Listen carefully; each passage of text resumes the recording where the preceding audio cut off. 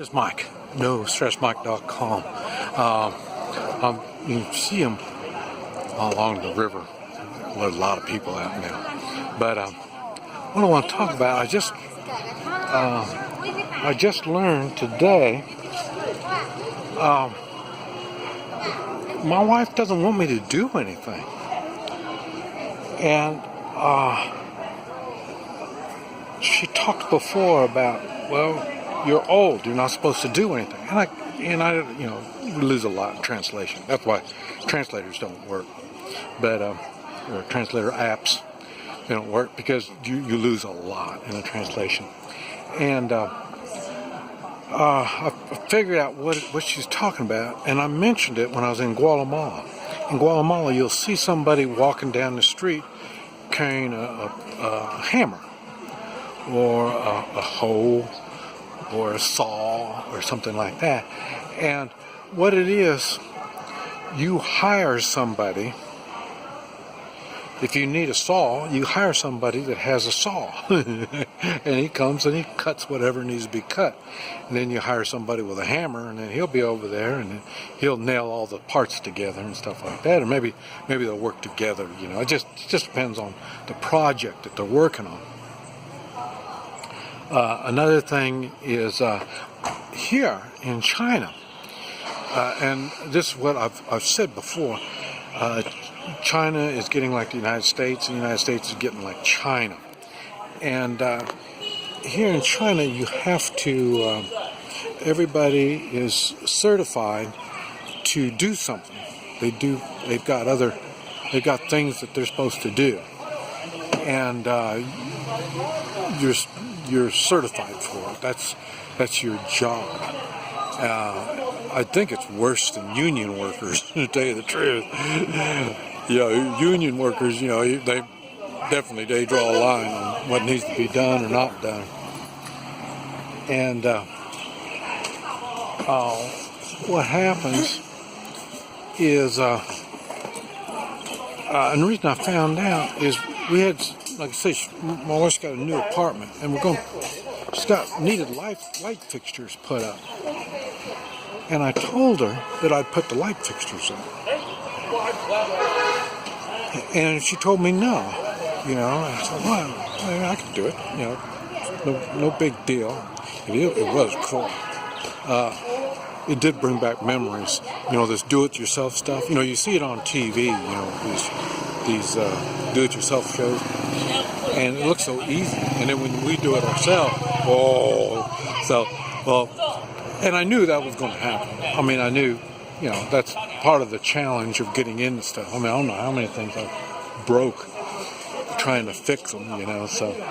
And I'm looking at some shoes. I'm sure hey, that's my kind of shoes. I might have to get some of those. I have to look see if they got my size. But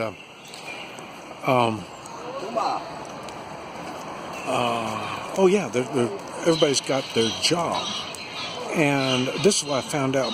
My wife, she was a pharmacist, is what we would call it.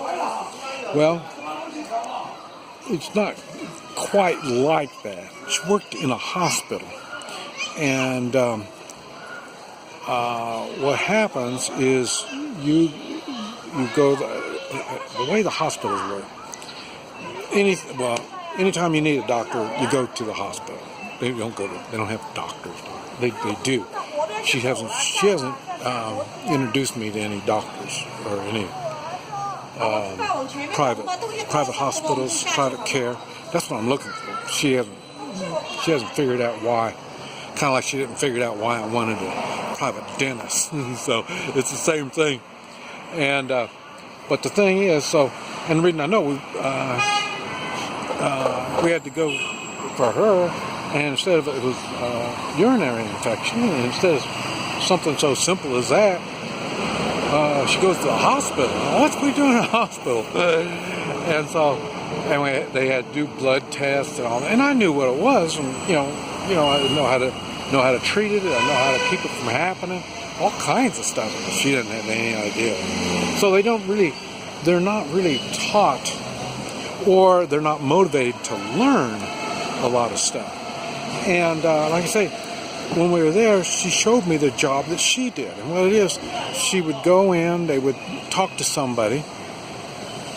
You're standing in line. First thing you do is you stand in line, and then you pay. And then you pay to have somebody look at you. $5 their money,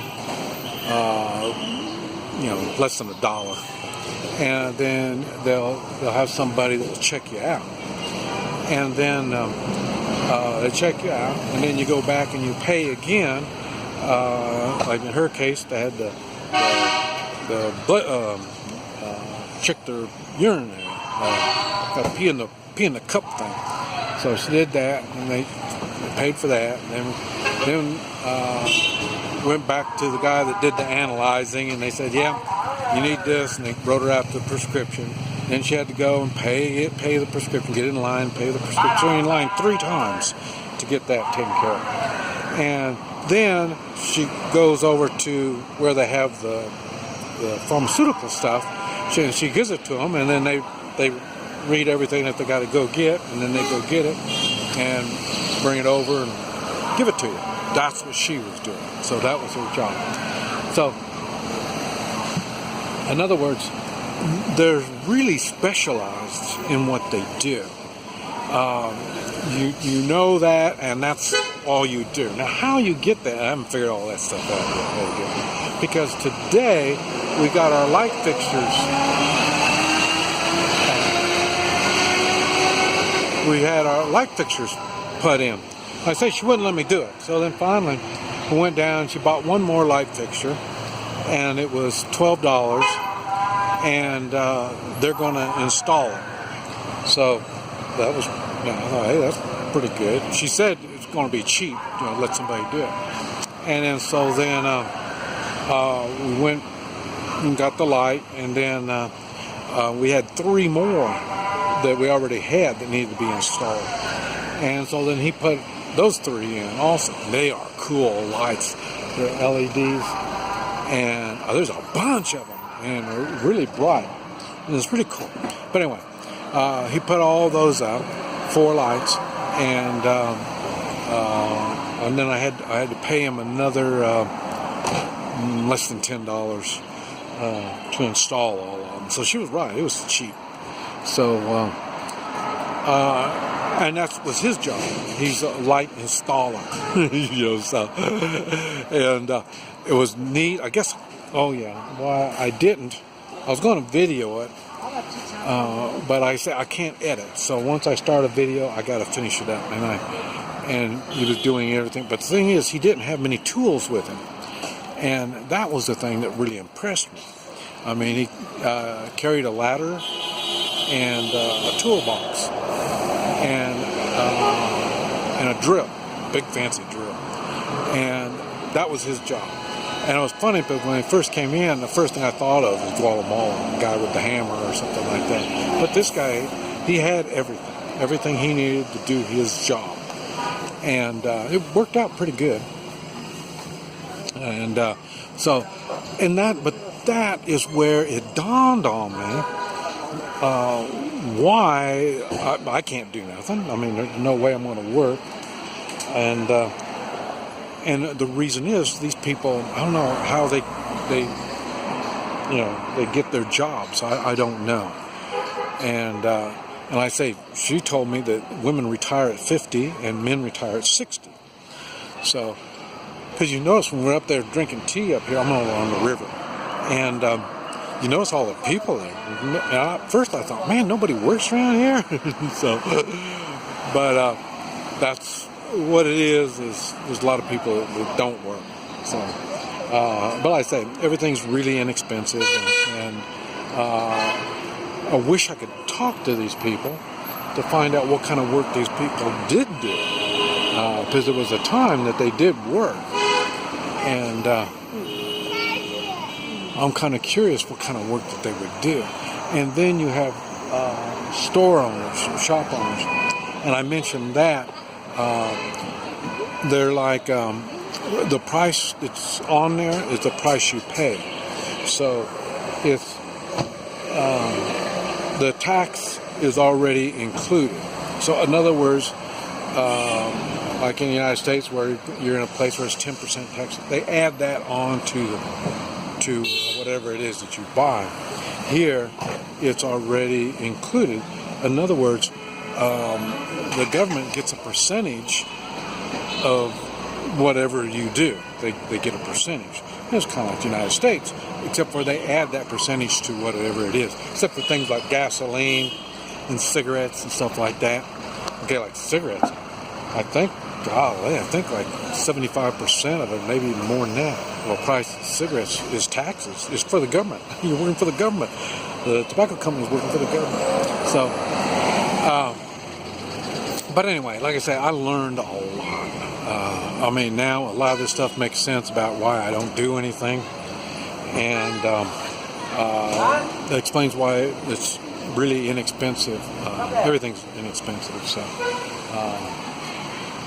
there's a reason for it. And the quality isn't that good, but like I say, it's the stuff that goes to the United States is the good stuff. And if the cheap, nasty stuff that you see in the United States is the stuff that you're going to find in these stores and markets and stuff like that. And that's what I'm getting ready to do now. I'm going to go over to the market over here and get me a pair of shoes. I wear slippers in the house, and they're real warm. But now cold weather's over, so I need to get something a little bit easier on my feet. And I don't like flip-flopping around type slippers, so I'm gonna see if I can find something. Anyway, this is Mike, NoStressMike.com.